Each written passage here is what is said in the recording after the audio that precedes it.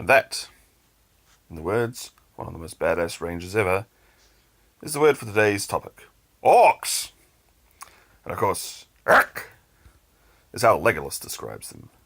Legolas is the most badass ranger ever, and that's his attitude to his racial enemy, Orcs. And Orcs have been pretty much, the generic hench thugs of evil since ever. Well, since Tolkien at least. And it doesn't really matter if you call them stormtroopers or bugs or goblins or draconians.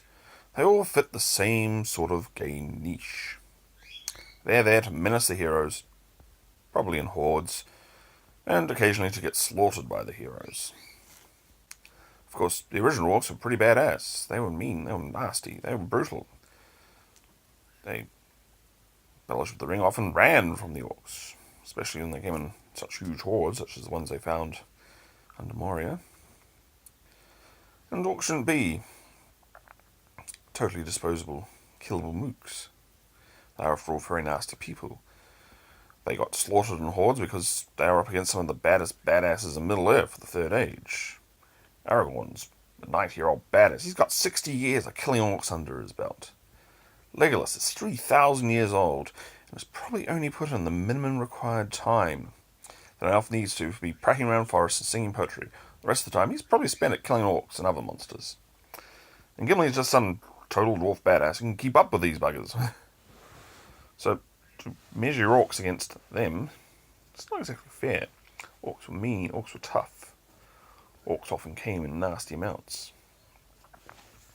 But yes, orcs also need to be your generic bad guy troops.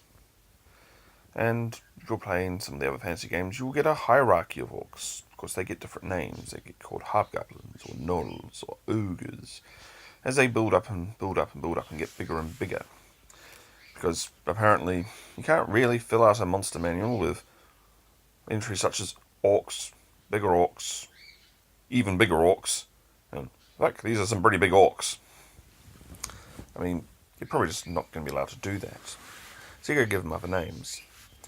But it really helps to give your bad guys of evil a sort of generic face. They're all under the same banner. They're all orcs. And yes, you can use the stats for hobgoblins and goblins and gnolls and whatever else they put in there as arts and other strangenesses. But really, you really just want orcs. And you want them to have the symbol of their leader, or whoever has currently terrorized them into being their overwhelming horde, on their shields, and they can cry out for the glory of Lord Bazak, just to make sure the heroes really do know who the bad guy is. Because that's another thing orcs are good at. They tell you when the bad guy is turned up, when his force is out, where his reach is, because where his reach is, there are orcs. That is the other good thing they do. They show the heroes where the bad guys are. Because orcs are unequivocally the bad guys. But there is more to orcs. A bit more. After all, what do orcs do when they're not working for the Dark Lord, the Dark Lady, or the Mad Wizard? Do they tend crops? Do they have cities? Do they engage in commerce and trade with the other races when they are not maniacally at war with them? I mean, most civilizations trade with each other, even during wartime. The merchants still want to make money. They still want to make their gold pieces and their silver pieces and their electrum pieces. There must be orc traders. There must be orc washers of socks. And they're probably what you call goblins, but we know better. They are orcs. What do they do when they're not conquering the world? And how are they induced to conquer the world? Is it threats, or are they just made that way? After all, the original Tolkien orcs were perverted elves. They were tortured and brutalized by Melkor and into becoming the orcs. So some of the original orcs could be immortal. They could be very old. They could be very tough. Very powerful beings indeed. Drafted into service of some Dark Lord or Master. The lesser orcs could be more like your orc-like things out of your monster manual or your bestiary, which only have a short lifespan because maybe that's been beaten out of them.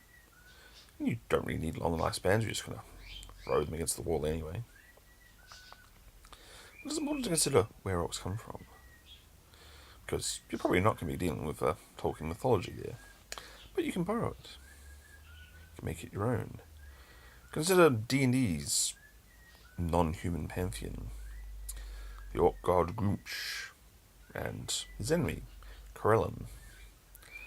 Their typical arch rivalry, where Corellin gets all the good stuff and gets the elves, and Groomch, well, he's a Saturday morning cartoon villain. And he gets the orcs, and doesn't really seem to have anything. It really sounds like a story out of the Bible, the one of Jacob and Esau, where one brother tricked the other brother out of his inheritance and got all the good stuff. Maybe you can put that in your game. Groomch and Corellin were originally brothers, descendants of some elder god. And Groomch was the older brother, the one entitled to everything. But Corellin, being elvish and tricksy, cheated Groomch and managed to get all the good stuff for himself, leaving nothing for Groomch himself, which is why Groomch hates Corellin so much. And leads to that article they always talk about how Groomch then jumps Corellin and Corellin shoots out his eye. There's the story. And now you have a reason for them to hate each other, because one cheated the other.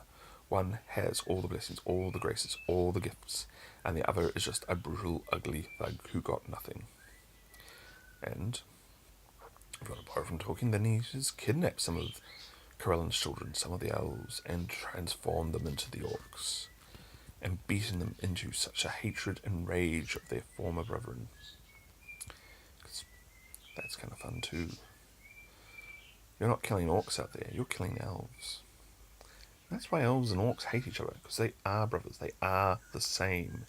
They know that they come from the same lineage. And one of them has all the reason to hate the other. The other has all the reason to hate the first ones. And that's why they fight. And that's why they war. And that's why they kill each other on sight. Because they hate each other. Because they are the same. Anyway, that has been some thoughts on orcs. Thank you.